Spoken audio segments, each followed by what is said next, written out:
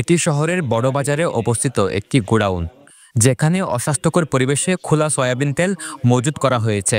ময়লা দিয়ে ভর্তি কেমিক্যাল ড্রামে রাখা তেল ব্যবহারের ফলে মারাত্মক রোগ জীবাণু ছড়ানোর আশঙ্কা তৈরি হচ্ছে, যা জনস্বাস্থ্যের জন্য অত্যন্ত বিপজ্জনক। বোতলজাত সয়াবিন তেলের দাম অস্বাভাবিকভাবে বৃদ্ধি পাওয়ার ফলে নিম্ন আয়ের মানুষ খোলা সয়াবিন তেল ব্যবহার করতে বাধ্য হচ্ছে। কিন্তু খোলা সয়াবিন তেল অস্বাস্থ্যকর।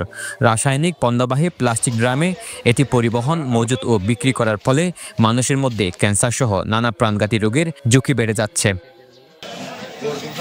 কক্সবাজারের বাজারগুলোতে খোলা সয়াবিন তেল যত্রতত্র বিক্রি হচ্ছে।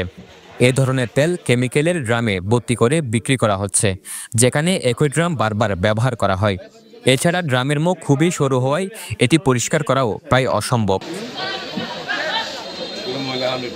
খোলা সয়াবিন তেলের ব্যবহার অস্বাস্থ্যকর হওয়ায় এবং এর বিস্তার রোধে রবিবার শহরে বড় বাজারে অভিযান পরিচালনা করেছে জাতীয় ভোক্তা অধিকার সংরক্ষণ অধিদপ্তর।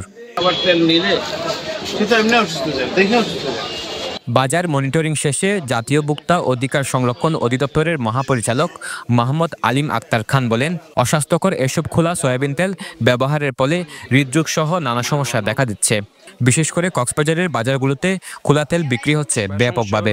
খোলা তেল, সয়াবিন বা পাম অয়েল বা অন্য কিছু, তা শরীরের জন্য ভালো নয় এবং লম্বা মেয়াদে, দীর্ঘ মেয়াদে সেটা হার্টের ক্ষতি করছে, বিভিন্ন ধরনের হার্টের রোগ দেখা দিচ্ছে। সে বিষয়ে আমরা সচেতন করতে এসেছিলাম। তারই অংশ হিসাবে বাজার দেখে গেলাম যে এটা ব্যবহার হচ্ছে কিনা। দেখা যাচ্ছে যে এখনো খোলা তেল ব্যবহার হচ্ছে। তিনি আরও বলেন, উৎপাদন পর্যায়ে খোলা তেল বন্ধের সিদ্ধান্ত নেওয়া হবে এবং স্থানীয় ব্যবসায়ীদের প্রতি বাজারে খোলা সয়াবিন তেল বিক্রি বন্ধ করার জন্য 3.5 মাস সময় বেঁধে দেওয়া হয়েছে। স্থানীয়ভাবে যারা খোলা তেল বিক্রি করছে তারা 3.5 মাস আমরা একটু আরো লেংদি করলাম। এই 3.5 মাসের মধ্যে ওনারা মোটামুটি বন্ধ করার একটা প্রতিশ্রুতি দিয়েছেন এবং 2 জন ব্যবসায়ী এবং একজন গোডাউন মালিক, উনিও বলছেন যে ওনারা পরিবর্তিত হয়ে আর ভোজ্যতেল খোলা তেল ব্যবহার করবেন না, মানুষের ক্ষতি করবেন না। তো আমরা এই কারণে ওনাদেরকে এটা অনুশাসন দিয়ে, নির্দেশনা দিয়ে, অনুরোধ জানিয়ে আমরা আজকের এই অভিযানটুকু দেখলাম, বুঝলাম। স্বাস্থ্যসম্মত পাত্রে তেল আমদানি, মজুত ও বিপণন করার পরামর্শ দিয়েছেন সংশ্লিষ্ট কর্তৃপক্ষ।